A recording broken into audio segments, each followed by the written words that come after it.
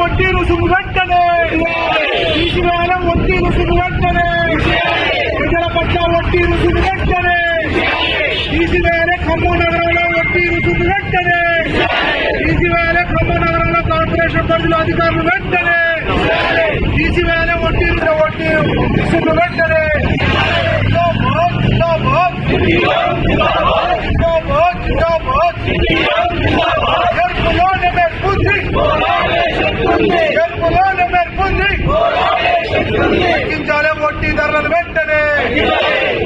Municipal corporation తీసుకున్న నిర్ణయాలకి వ్యతిరేకంగా అది వచ్చేసి ప్రైవేట్ ఏజెన్సీల ద్వారా ఏదైతే ఇంటి పన్నులు పునరుద్ధరించాలనుకున్నారో దానికి వ్యతిరేకంగా ఈ రోజు ఖమ్మం డివిజన్ ఆధ్వర్యంలో ఈ కార్యక్రమాన్ని చేస్తున్నాం. ఈరోజు ఖమ్మం నగరంలో ఖమ్మం మున్సిపల్ కార్పొరేషన్ పరిధిలో ప్రభుత్వం ఆదాయమే లక్ష్యంగా రాబడే లక్ష్యంగా ఈరోజు ప్రభుత్వం ఇబ్బడి ముబ్బడిగా రకరకాల పేర్లతోటి ప్రజలపైన భారాలు మోపుతా ఉంది. ఈ భారాలను వ్యతిరేకిస్తూ వీటిని ఉపసంహరించుకోవాలని డిమాండ్ చేస్తూ ఇవాళ CPM party Khammam division committee ఆధ్వర్యంలో ఇవాళ పెద్ద ఎత్తున ధర్నా కొనసాగుతా ఉంది. ప్రభుత్వం ఇంటి పన్ను మాత్రమే కాకుండా ఇంటి పన్ను అని ఆలస్యం చెప్పడానికి వడ్డీ మీద వడ్డీకి అపరాధ వడ్డీ కూడా వేస్తా ఉన్నారు. ఇది మాత్రమే కాకుండా ప్రభుత్వం ఇవాళ గతంలో నివాసం ఉండే గది వరకే లెక్క కట్టి పన్నేసేవాళ్ళు ఇవాళ గది బయట కూడా అపార్ట్మెంట్ ఉంటే కారిడార్ కానీ సిట్అవుట్లు కానీ వాషింగ్ ఏరియా కానీ అన్నిటిని కూడా కలిపి ఇవాళ పన్ను పరిధిలో పట్టుకొచ్చి అదనంగా పన్ను భారం పెంచుతా ఉన్నారు. ఇది మాత్రమే కాకుండా పార్కింగ్ స్థలాల మీద కూడా ప్రభుత్వం ఇవాళ పన్నులు వేస్తా ఉన్నారు. ఈ పన్నులు కూడా వ్యత్యాసం లేకుండా కూడా ఖమ్మం నడిబొడ్డున కమర్షియల్ ప్రాంతాల్లో నివాసం ఉండే వాళ్ళకి ఎంత పన్ను వేస్తా ఉన్నారో ఖమ్మం శివారు ప్రాంతాల్లో కూడా అంతకంటే అదే స్థాయిలో పన్ను పెంచడం వల్ల ప్రజలు వాళ్ళు ఇబ్బంది పడతా ఉన్నారు. చాలా మంది పేదవాళ్ళు లేదా మధ్యతరగతి వాళ్ళు చాలా దూర ప్రాంతాల్లో అవుట్కట్స్ లో శివారు ప్రాంతాల్లో స్థలం కొనుక్కుని ఇల్లు కట్టుకుంటే 4 గదుల ఇల్లు కూడా 4,000 రూపాయలు పన్నేస్తా ఉన్నారు. ఇవాళ ఎక్కడో దానయ్యగూడెం దగ్గర సాగర్ కాలం ఏమంటే ఆ దానయ్యగూడెం రిజర్వాయర్ దగ్గర ఉన్న ఇంటికి కూడా 4,000 రూపాయలు పన్నేసిన పరిస్థితి చూస్తా ఉన్నాం. ఇది ప్రభుత్వం విచక్షణ లేకుండా పనులు వేస్తా ఉంది. ఇవాళ అనంత టెక్నాలజీ అని ఒక ప్రైవేట్ సంస్థకి ఈ పన్ను నిర్ణయించేటువంటి కాంట్రాక్ట్ ఇచ్చింది ప్రభుత్వం. ఈ ప్రైవేట్ సంస్థ వాళ్ళు ఇష్టారాజ్యంగా ఈ పన్నులు పెంచుతా ఉన్నారు.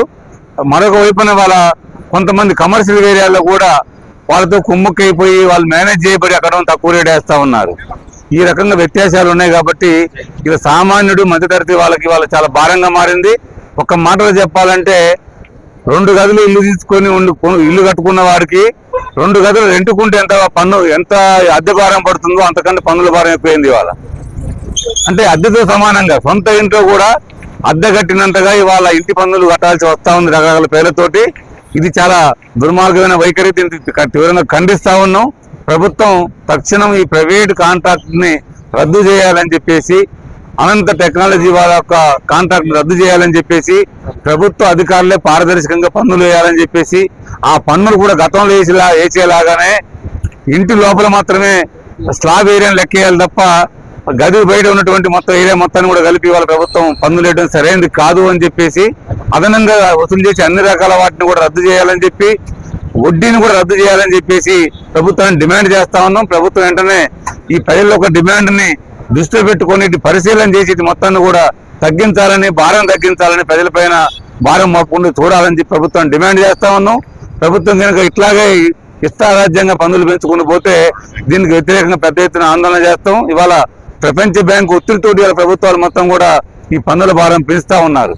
గతంలో ఇక్కడ పాలకవర్గం మున్సిపల్ పాలకవర్గం సిపిఎం పార్టీ ఉన్నప్పుడు సమీనా ఫిరోజ్ గారు చైర్మన్ గా ఉన్నప్పుడే ప్రపంచ బ్యాంకు విధానాలు అమలు చేయడం కోసం పెద్ద ఎత్తున ఒత్తిడి పట్టుకొస్తే ఆనాడు తెలంగాణ ఉమ్మడి రాష్ట్రంలోనే ఉమ్మడి ఆంధ్రప్రదేశ్ లోనే ఒకే ఒక్క ఇక్కడున్న మున్సిపాలిటీ ప్రభుత్వం ఒత్తిడికి ఏమాత్రం కూడా తలకొకుండా ప్రపంచ బ్యాంకు పాలసీని అమలు చేయకుండా ఆనాడు సిపిఎం పాలకవర్గం వ్యతిరేకించి అమలు చేయకుండా ఖమ్మం పేరుపైన భారం వేయకుండా పరిపాలన కొనసాగించింది. తిరిగి ఆ దొడ్డిదారి కొండి వాళ్ళు ఏదో రకంగా రకరకాల పేర్లతోటి ఇలా ప్రపంచ బ్యాంకు పాలసీలని ప్రజల నుంచి డబ్బులు వినడమే లక్ష్యంగా, ప్రజలు డబ్బుల్ని బాగా ఒక రకంగా దోచుకోవడమే లక్ష్యంగా ప్రపంచ బ్యాంకు పాలసీలని అలా ఇలా పాలక ప్రభుత్వాలు, అన్ని పాలక వర్గాలు, ముఖ్యంగా రాష్ట్ర ప్రభుత్వాలు, అట్లాగే ఈ కార్పొరేషన్ పాలక వర్గాలు కూడా అమలు చేస్తా ఉన్నాయి.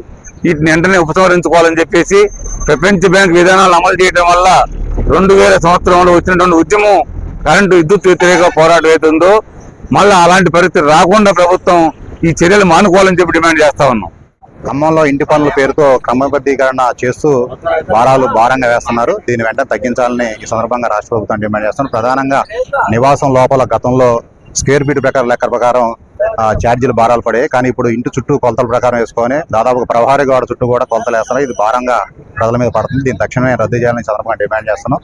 రెండోది, గతంలో ఏదైతే కేవలం ఉద్యోగస్తులు మాత్రమే వచ్చి సర్వే చేసి అట్లా ప్రజలకి దాని మీద భారాలు వేయడం జరిగేది, ఇప్పుడు ప్రైవేట్ సంస్థకి ఇస్తున్నారు.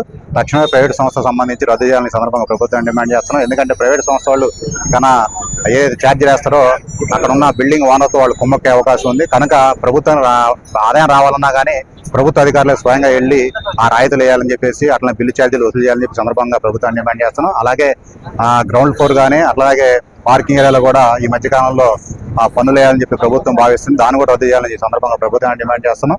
ఈ 3-4 డిమాండ్లతో పాటు ప్రధానంగా అపరాధ రుసుము పేరుతో కూడా దాదాపు రూపాయన్నర ఇంట్రెస్ట్ వడ్డీ వేస్తున్నారు. దాన్ని కూడా రద్దు చేయాలని కోరుతున్నాం. ఇదంతా కూడా ప్రపంచ బ్యాంక్ సంస్కరణ లోబడి ప్రభుత్వం సేవలను తప్పుకుంటుంది. కనుక వెంటనే వీటి మీద సర్దిద్దుకోవాలని చెప్పి సందర్భంగా ప్రభుత్వాన్ని, మంత్రిని డిమాండ్ చేస్తూ ఈరోజు కార్యక్రమాన్ని నిర్వహిస్తున్నారు. చెప్పి ఇల్లు నిర్మాణాన్ని మొత్తం ఉంటే ఇల్లు నిర్మాణమే కాకుండా పారీ గోడలతో సహా మొత్తం కొలతలు తీసుకుని ఆ లెక్క ప్రకారం రేట్లు పెంచడం జరుగుతుంది. అనంతగిరి అని టెక్నాలజీకి ఒప్పచెప్పారు. వాళ్ళు ఇష్టం వచ్చినట్టు పెంచడమే కాకుండా ఇంతకుముందు దాన్ని 4 కేటగిరీలుగా చేసి ఆ 4 కేటగిరీలో 32% పెంచడానికి ప్రయత్నం చేస్తున్నారు. అది ఇమీడియట్లీగా తగ్గాలని, దాంతోపాటు ఈ వడ్డీ రేట్లు కూడా విపరీతంగా పెంచుతున్నారు. ఆ వడ్డీ రేట్లు కూడా ₹2 వడ్డీలు పడుతున్నాయి. ఆ వడ్డీలు కూడా తగ్గియాలని పార్టీ డిమాండ్ చేస్తుంది. దీనికి అందరికీ ఇక్కడికి వచ్చిన వాళ్ళందరికీ ధన్యవాదాలు తెలుపుతూ కొత్తగా వేసినటువంటి పన్నులను వ్యతిరేకిస్తూ అదేవిధంగా వడ్డీ రేట్లను కూడా తగ్గించాలని కోరుకుంటూ సెలవు.